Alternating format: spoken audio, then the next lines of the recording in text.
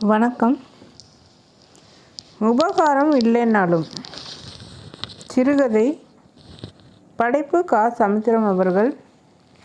இப்பொழுது கதைக்குள் செல்லலாம். ஊரே கும்பகர்ணன் ஆகிவிட்டிருந்தது.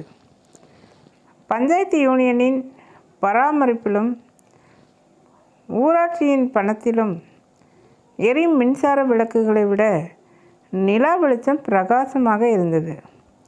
நிலவொளியில் சடுகுடு விளையாடி கொண்டிருந்த சண்டியர்கள், அவர்களை விடாதே பிடினே என்று உசுப்பி விட்டு கொண்டிருந்த சின்ன பையன்கள், ஆங்காங்கே அக்கம் பக்கத்து விவகாரங்களை அலசி கொண்டிருக்கும் கல்யாணமான பெண்கள், அவர்கள் கால்களையும் கைகளையும் அலைக்கழித்து இன்ப வேதனை கொடுத்து கொண்டிருக்கும் குழந்தைகள்.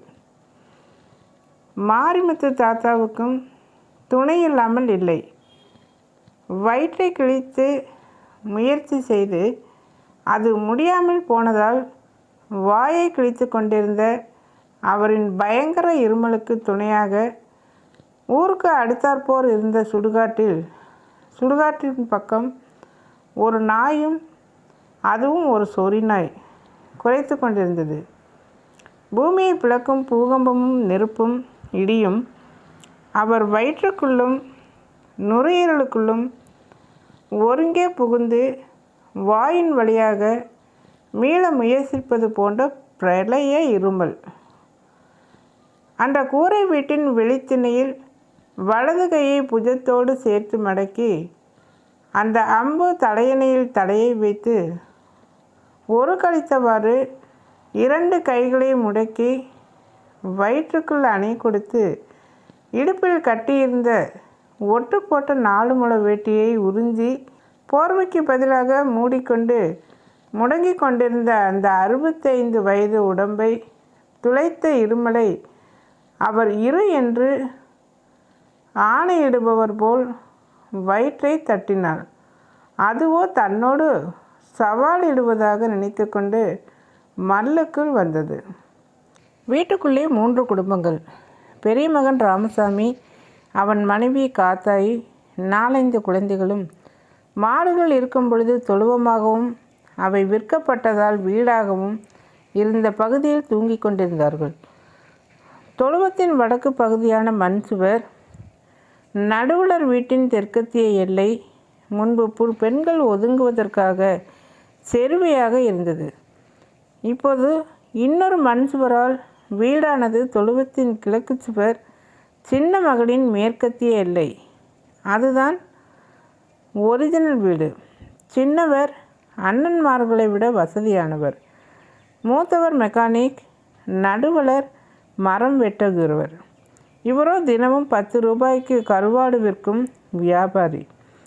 ஆகையால் அண்ணன்மார்களுக்கு ஆளுக்கு 50 ரூபாய் கொடுத்து 1921ஆம் ஆண்டில் கட்டப்பட்ட அந்த கல்பாதி மண் பாதியான வீட்டை வாங்கி கொண்டார். இதில் மூத்தவளுக்கும் நடுவலுக்கும் ஆத்திரம். மாரிமுத்து தாத்தா தான் இளைய மகனோடு சேர்ந்து பயங்கர சதி செய்து அந்த அரண்மனையை ஆக்கிரமிப்பு செய்ய அனுமதித்ததாக அவர்களுக்கு நினைப்பு. மூத்தவள் காத்தாயியால் பொறுக்க முடியவில்லை. புருஷனை எழுப்பினாள். உம்மந்தான், அப்படி என்ன துவக்கம் உமக்கு? எழுந்திரும், பனை சீவறதுக்கு நேரம் இருக்குடி, பேசாமல் கிட. பனை சீவறது இருக்கட்டும், முதல்ல உங்கள் அப்பன் சீவறதை பாரு. என்ன பிள்ளை நெதமும் இப்படி இருமுறாரு? நாங்கள் தூங்குறதா இல்லை சாவறதா? நான் தான் உங்கள்கிட்ட படித்து சொன்னனே, சயரோகத்தில் இருமுறாரு, தினமும் காப்பி டீ பயணி கொடுன்னு சொன்னேன். நீ கொடுத்துருந்தா இப்படி இரும மாட்டார்.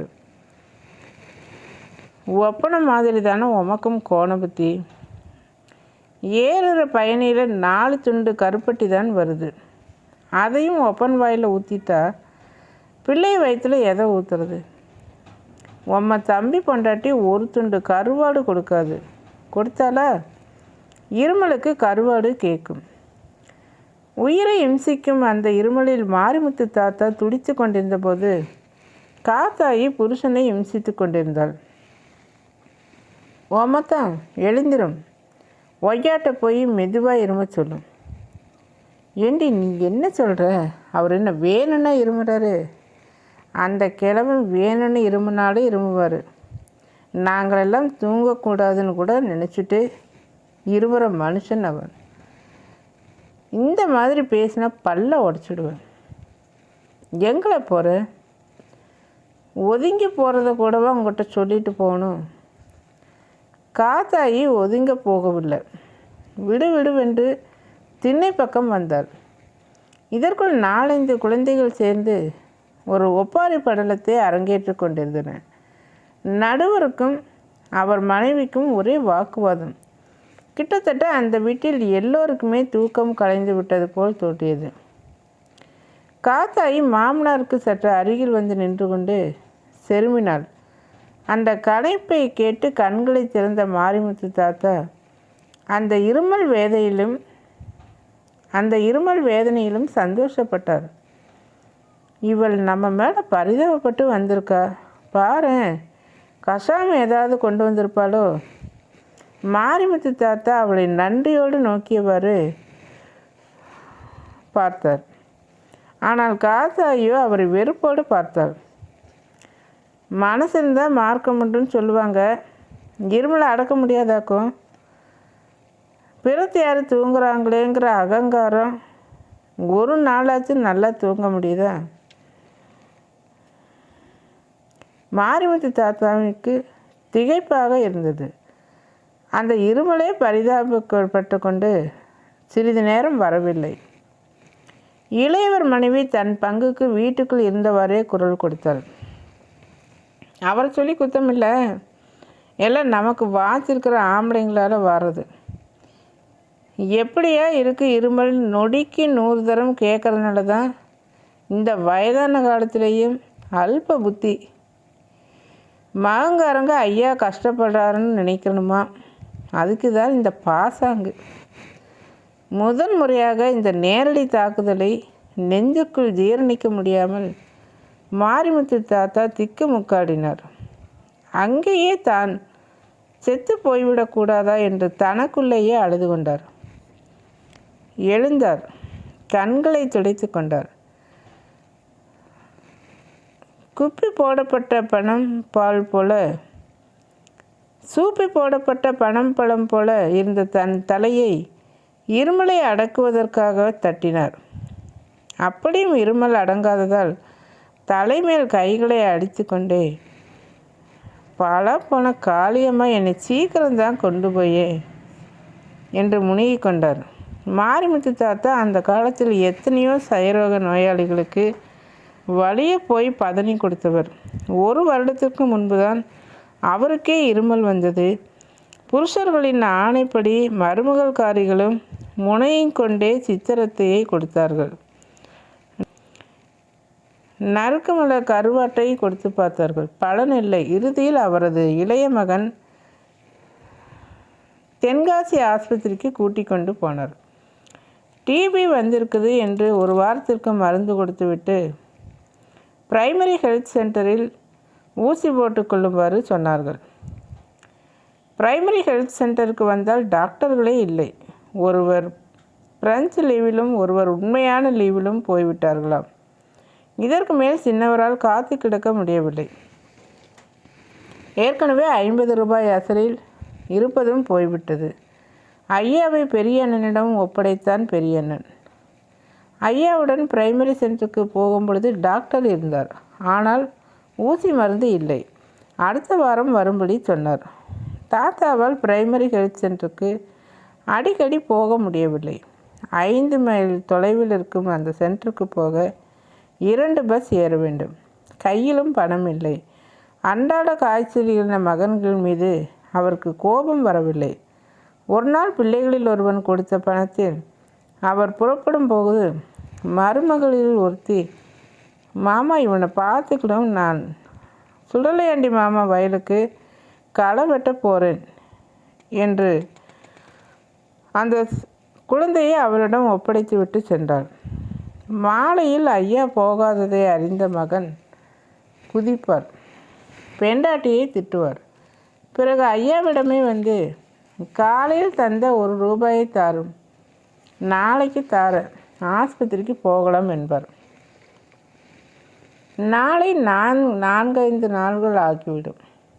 எப்படியோ தாத்தாவின் இருமலுக்கு மருந்து கிடைக்கவில்லை. மகன்காரன்களும் அவர் இருமும்போது தலையை தொங்க போட்டு கொள்வார்கள். தாத்தா திண்ணையை திறந்தார்.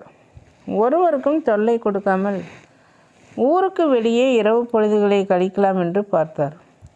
அப்படியும் சிற்சில நாள் அயர்வு தாங்க முடியாமல் வீட்டு திண்ணையிலேயே வந்து படுக்க வேண்டியதாகிவிடுகிறது. இந்த கிழவரின் இருமல் வெடிகளால் தூக்கங்கட்ட 3 மருமகள்காரிகளும் திண்ணைக்கு வந்தார்கள். என்னதான் இருந்தாலும் இவ்வளவு ஆங்காரம் ஆகாதடி அம்மா, நானும் சயரோகம் பிடிச்சவங்கள பார்த்துருக்கேன், யாரும் இப்படி கிடையாது.